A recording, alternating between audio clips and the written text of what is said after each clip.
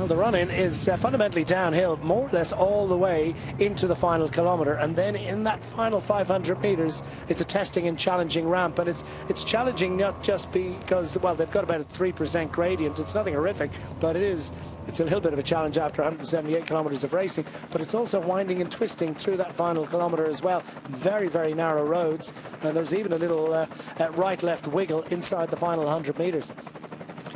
Well, it was looking very likely on the diesel climb that we were going to see possibly an Italian winner. Those two have been distanced. We still may have an Italian winner here with Lorenzo Germani. But we've got very strong Florian Vermeers from Belgium just behind, with Løland from Norway. But this man here, well, he's going all out now. 2 kilometres to go to the finishing line, and as you say, it's uphill. But he's going to be joined by the Norwegian and Belgian. It's a 3 up for the win inside the final 2 kilometres. And how do they play it? And they're coming from behind, so they can't afford to ease up here. Podium positions locked out for Løland, Germani and Florian Vermeers, unless Diego Ulissi can possibly summon up something a little bit special. I wouldn't rate them out because you can see that they've clearly slowed a little bit.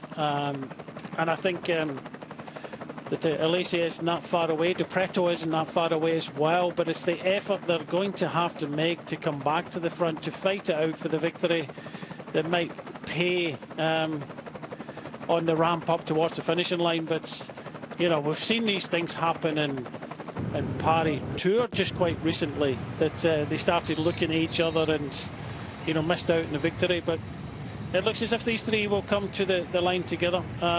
Very hard to tell who is probably going to be the strongest. I think after the effort of Germani there, he went all out to try and taste victory, and it's still could be for Italy today and Groupama. Yeah, who wants to ride through just as you go under the kite? Well, Lorenzo Germani did.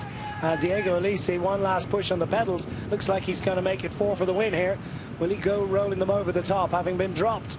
Well, he is a former specialist at these finales, and Germani looks to cover a little feint from Florian Vermeers. Everyone's sort of nervous about this, and with the exception of Diego Ulissi, there's not huge experience of major one-day successes among this group of riders. Vermeers, I've mentioned, in great form, but he too not necessarily a prolific winner. 600 metres remaining, and it's a winding and twisting final half kilometre here in through Bassano del Grappa, gem of the Veneto region. This one at the foot of the Alps. Time for a Grappa later on.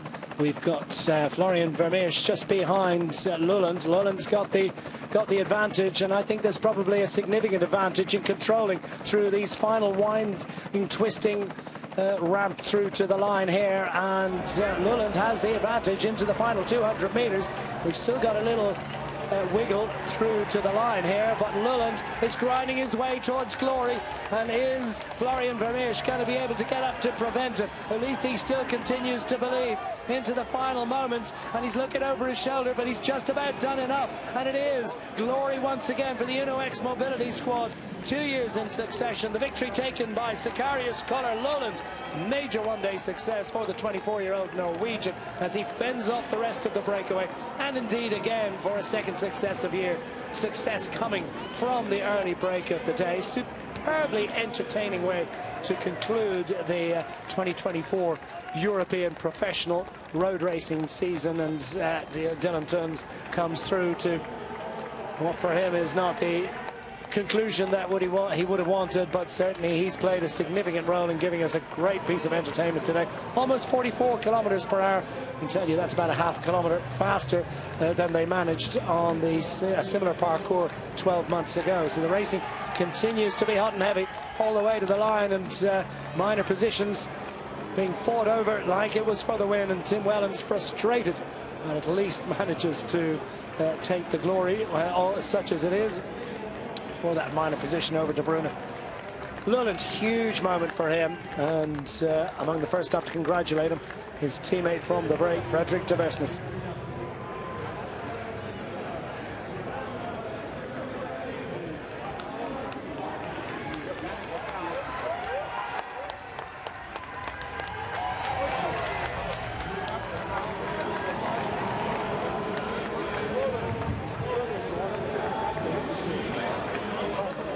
found another one. Our Norwegian talent is developing at a pace.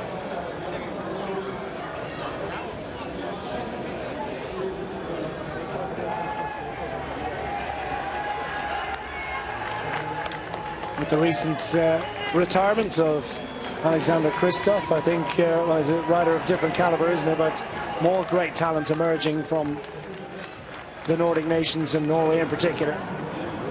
They'll just fight their way through to the conclusion, and we get a little look at the beautiful Ponte degli Alpini. Handiwork of Andrea Palladio, who hailed from hereabouts. Famous medieval architect. Working his magic. Beautiful surroundings. What a great location to conclude the season, and a fabulous day of racing, Brian. I think that one gave us absolutely everything. Yeah, no, it was great. Great final there. You know, it's hard fought. You can see all these riders coming in drips and drabs.